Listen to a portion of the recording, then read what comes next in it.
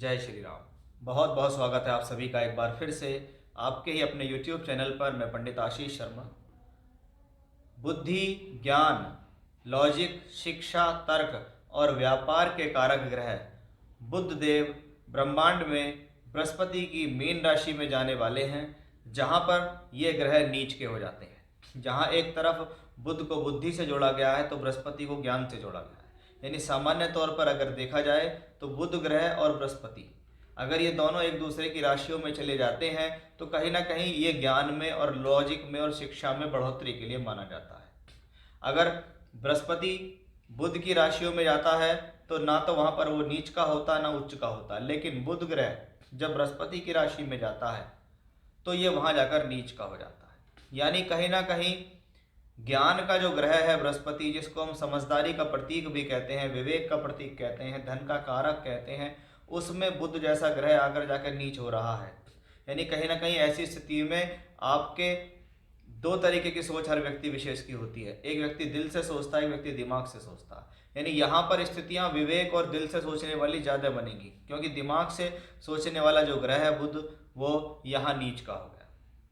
यानी ये प्लेनेट जाके कहता है कि इस दौरान चतुराई से बचें, निर्णय सोच समझ कर लें, जल्दबाजी ना करें। ऐसा बिल्कुल भी ना हो कि आज ही अपॉर्चुनिटी आ रही है, आज के बाद आएगी ही नहीं, क्योंकि ये जो ट्रांजिट है 7 मार्च से 25 मार्च के बीच में है और गलती होने के लिए तो क्षण भर का समय ही काफ़ी होता है।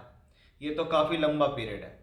तो ये सभी राशियों पे अप्लाई होता है ये नियम, सिर्फ अकेली आपकी राशि के लिए नहीं, ये सभी पे अप्लाई होता है, क्योंकि बुध सभी के लिए बुद्धि ज्ञान देने वाले प्लेनेट हैं। और जब वो बृहस्पति की राशि में नीच के होते हैं तो इस बार वो राहु के साथ वहाँ पर होंगे, क्योंकि राहु ऑलरेडी वहाँ चल रहे हैं। तो बनेगा बुध राहु का जड़त्व योग। अब इस जड़त्व योग से हानि क्या होती है कि बुद्धि के भ्रमित करने का एक कॉम्बिनेशन है बुध राहु का कनेक्शन, कि बुध और राहु प्लेनेट अगर किसी कुंडली में एक साथ हो या गोचर में एक साथ आ जाएं तो ये आपकी बुद्धि को कुपित कर सकते हैं, मलिन कर सकते हैं, खराब कर सकते हैं, खराब डिसीजन दिलाकर जल्दबाजी में आपका नुकसान कराने में सक्षम है। ये भी हमें क्लियरली इसी कॉम्बिनेशन से दिखाई देता है। तो बुध राहु का जड़त्व योग इस प्रकार की स्थिति को दर्शाता है कि ऐसी स्थिति में पहले वो प्लेनेट आपके ऊपर हावी होगा, क्योंकि एक तो ऑलरेडी नीच का है, राहु उसके साथ है, फिर वो आपको गलत निर्णय दिलाएगा, फिर वो आपको प्रॉब्लम देगा। वो प्रॉब्लम किसी भी फील्ड में किसी भी तरीके से हो सकती है। आप एजुकेशन कर रहे हैं तो एजुकेशन में कन्फ्यूजन, नौकरी कर रहे हैं नौकरी में प्रॉब्लम, व्यापार कर रहे हैं डिसीजन में प्रॉब्लम। यानी जीवन के किसी भी क्षेत्र को लेकर ये कॉम्बिनेशंस इस प्रकार से प्रॉब्लम दे सकता है। अब किन लोगों पर इसका खासा ये देखते हैं कि सिंह राशि के जातकों पर इसका क्या प्रभाव होगा। सिंह राशि के स्वामी सूर्य हैं। सूर्य की राशि के लिए बुध के नीच का होना, बुध के राहु केतु अक्षस में जाना और अष्टम भाव में जाने का क्या फल है। सबसे पहले मोटे प्रारूप में समझें कि राशि से अष्टम में अगर कोई भी ग्रह गोचर कर रहा हो तो उस दौरान हमें सावधान हो जाना चाहिए, क्योंकि जैसा वो ग्रह है वैसे कारक के साथ अगर उसका ट्रांजिट होता है तो हमें सावधान होना है। जैसे बुध क्या है, बुद्धि का प्रतीक है, अष्टम में गया है नीच का होके राहु केतु अक्षस पे। तो सबसे पहली बात क्या है कि हम इस दौरान कोई भी ऐसा डिसीजन नहीं लेंगे जो किसी भी प्रकार की जल्दबाजी को दर्शाता हो। हमें धन के लिए, फाइनेंस के लिए, आर्थिक स्थितियों के लिए कोई भी ऐसा डिसीजन नहीं लेना जो हमारे लिए प्रॉब्लमेटिक हो। अब आप शिक्षा कर रहे हो, चाहे आप नौकरी कर रहे हो, चाहे आप व्यापार कर रहे हो, इस दौरान लिया गया कोई भी क्विक डिसीजंस, जल्दबाजी से लिया गया निर्णय हानिकारक साबित होगा, क्योंकि बुद्धि का मालिक बुध है, वो राहु केतु एक्सेस पे आया है, जड़त्व योग में है। राहु जब बुध के ऊपर सवार होता है तो कहते हैं अच्छा खासा समझदार व्यक्ति भी अपने जीवन में नुकसान करता है, अपने निर्णयों से नुकसान कर लेता है। ठीक है, तो सबसे पहली बात हमें ये आती है, क्योंकि अष्टम में बन रहा है। अष्टम भाव अपनी गलतियों का है, क्योंकि वो राशि से अष्टम है। राशि यानी आप स्वयं और अष्टम यानी गलतियां या अड़चन, कि मैंने अपने खुद की गलतियों से ही अड़चन पैदा कर ली, खुद की गलतियों से नुकसान कर लिया। फॉर एग्जाम्पल बुध या राहु से संबंधित आपको दशा अंतर प्रत्यंता चल रही है तो आपके लिए कॉम्बिनेशन ज्यादा एक्टिवेट हो जाता है।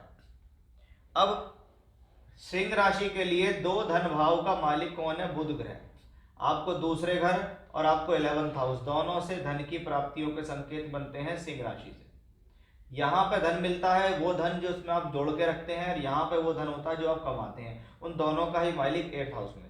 सबसे पहली बात, सोर्स ऑफ इनकम कुछ डाउन होती दिखाई दे सकती है, पैसा आने में कुछ खिंचावट की स्थिति दिख सकती है, कुछ पैसा थोड़े समय के लिए रुक सकता है या फंस सकता है या डिले हो सकता है, इस बात का विशेष ध्यान रखें।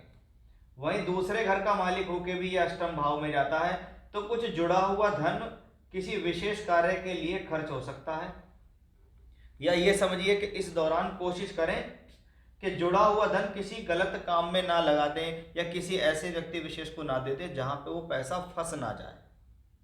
पैसा नहीं फंसना चाहिए, इस बात का हमें ध्यान रखना होगा कि हमने किसी को पैसा दे दिया, हमारा निर्णय गलत हो गया, पैसा हमारा फंस गया, अब हम इंतजार में बैठे हैं कब वो ठीक होगा, कब हमारे लिए सब सही होगा, हमसे गलती हो गई, ये सब कुछ क्योंकि दूसरे घर में जुड़ा हुआ पैसा है। इस दौरान अपने खान पान का विशेष ध्यान रखें, कमिटमेंट करने से पहले सोचें कि करूं या नहीं करूं, बोलना चाहिए या नहीं बोलना चाहिए, वो चीज़ें ज़रूरी है। जो लोग इस दौरान नौकरी के लिए प्रयास कर रहे हैं, इंटरव्यू दे रहे हैं, आपकी वाणी स्थान का मालिक बुध अष्टम भाव में अगर नीच का होकर राहु के साथ है, तो इसका सीधा सीधा मतलब है कि इस दौरान आपको इस बात का ध्यान रखना है कि जितना पूछा जाए उतने का जवाब दें, ज़रूरत से ज़्यादा ना बोलें, खान पान का ध्यान रखें, फाइनेंस का ध्यान रखें, आर्थिक रूप से आप खराब ना हो, आर्थिक रूप से आपको नुकसान ना हो जाए, इस बात का विशेष रूप से आपको ध्यान रखना होगा।